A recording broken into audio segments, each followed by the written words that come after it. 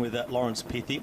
Elia Viviani, he's the man 5th in line in the red colours of Ineos Grenadiers. Look who's following his wheel, number 74, Naves. Yep. So Welsford there, right on the white line, just to the right of the white line, and now just moving forward. Little acceleration to keep with his teammates. Now what's going on here? This is the Oka jersey at the back of the race, and now making a sprint to move up into position. No, he's just got locked out, really. Yeah, he's just trying to move himself back to safety. Yeah, we're not sure.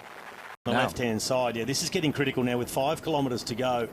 Splits can occur when riders have done their job. They start to drop back, and it can just cause a little split in the peloton. You don't want to be closing gaps at that moment. So look at the ground he's gaining, this rider.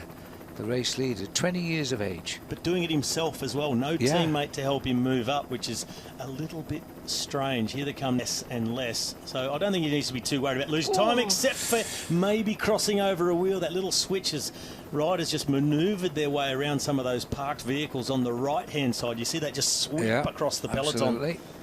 Low helmets. Welsford with the shoulder against one of the Alpecin de Koenig riders. He says, I am not losing the wheel of Van Poppel for you and nobody else.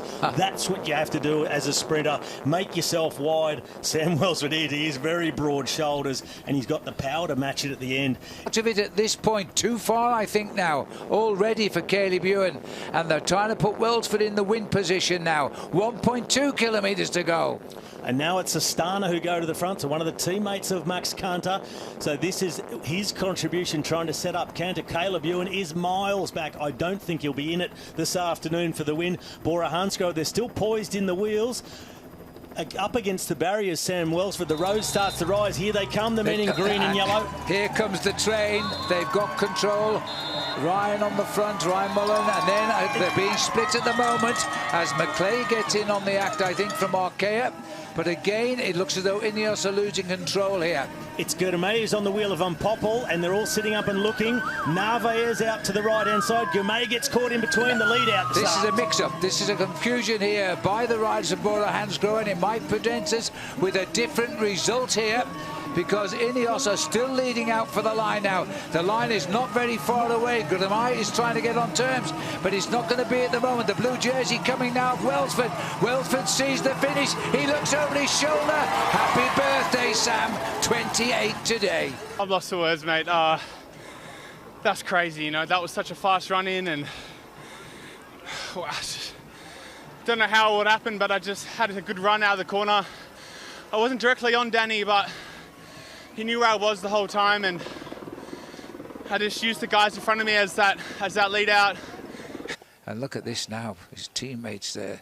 Ryan, I think it was Ryan Mullen saying, come on, get stuck in. Yeah. And there was Welsford, just a couple of wheels back. Van Poppel on the front, and then behind him Viviani. Viviani swings across to Narvaez, but that's Welsford.